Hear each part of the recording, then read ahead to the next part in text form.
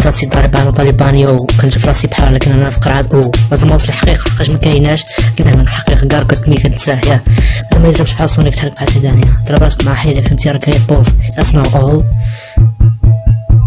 مفكرش بزاف افكارك غير فيك شي علمي واخا علم شي ستيب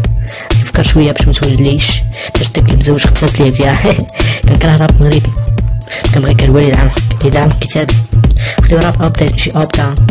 لو بغيتي تعرف خصك تحرك محرك كما دير ستاسيون هي اللي كتجاوب بها حتى هي عقل.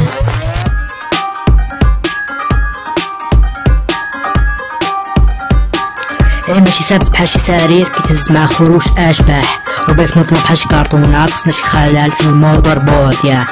يعطينا اسئله ما هذا من اين اتينا اللي كنت الدماغ بحال داير اوتوماتيك مود كنفكر كنبقى نتفتف ثم عرفت راسي ضعيف هادشي غريب نامن بالاله واش كاين كون ما كانش كون الاسئله ما كايناش وشكرا.